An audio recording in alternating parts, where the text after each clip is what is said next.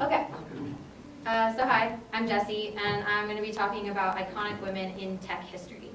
So we're going to start off in the 1800s with Ada Lovelace. And she was a young mathematician raised by a single mother, and she had a mentor, and at the age of 16, her mentor introduced her to a man named Charles Babbage. And Charles Babbage was a famous British mathematician, and he was creating this thing called a difference engine, which basically was like this giant machine that computed different like polynomial computations a lot faster than you could do by hand. So Ada worked alongside Charles Babbage to write code for the difference engine, and in her notes while she was documenting everything, she actually wrote the code to compute a series of Bernoulli numbers, and then she wrote the very first computer program ever. So yeah, go Ada. Yeah.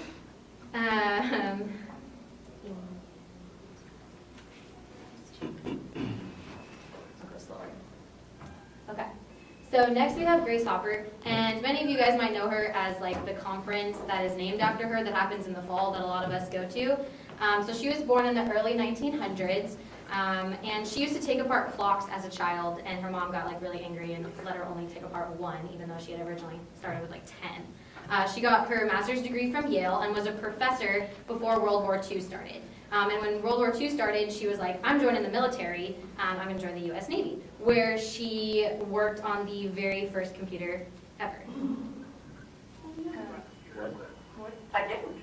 How did your first one? Yeah. Oh, it's not. Oh, no. What happened? I have no idea. Okay, well, just play it. Does it play the computer? It's not.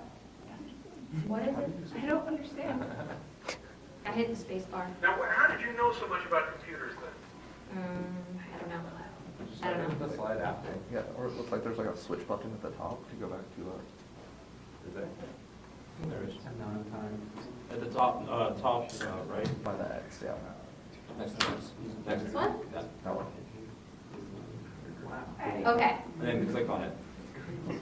click on what? Just there. Yeah, just click. Now, how did you know so much about computers then? I didn't. How did your first one? Yeah. Yeah, so if you couldn't hear, basically she worked on the very first computer. It was called the Mark I, and it was kept at Harvard. And she actually attempted to retire from the military 3 times, but they like kept bringing her back. They wouldn't let her leave. And she went on later to write one of the first computer programming languages and it was the first one that had a compiler along with it. It was called A. She believed that programming languages should be more like written English. Yay for Grace. Okay, so Betty Holberton was one of her peers. She was born about 10 years after Grace Hopper, and she attended the University of Pennsylvania and intended to become a math major, and one of her professors was like, shouldn't you be at home with the kids? So she actually switched to journalism, which ended up bringing her to become a physical computer for the US military during World War II. And she was chosen with 6 other women to work on the ENIAC, which was the first general electric computer, and it was used to calculate different trajectories and artillery firing tables for the US military during World War II. And fun fact, it was capable of being reprogrammed, just new concept. So yeah, and our homegirl Betty, she ended up becoming the chief of the programming research branch at the Applied Mathematics Laboratory.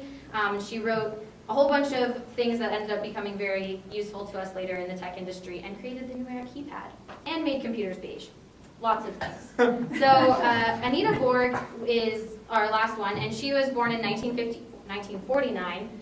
She's much more recent, and she actually wasn't involved in tech at a young age. She worked in the insurance industry, and at her job she taught herself how to code, and later went on to earn her PhD in computer science from NYU. She's most famous for creating Sisters, the Grace Hopper Celebration, and Institute for Women in Technology. And basically, Anita Borg was very, very passionate about getting more women into technology. And her goal was by 2020, that's like 5 years from now, guys, to have 50% women in tech. Let's try. Okay, so she created the first Grace Hopper Celebration in 1994, and now it's the largest conference for women in computing in the entire world. So what did these women do for us? Well, Ada shows us that independence is key to paving a new path.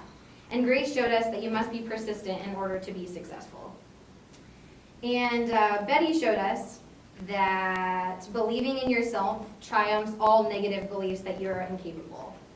And Anita's passion for diversity and inclusion lives through all of us as we strive to strengthen our fields.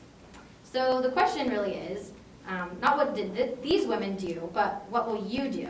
So what are you passionate about? What are you curious about? And what path will you pave for the rest of the people that come after you in your industry?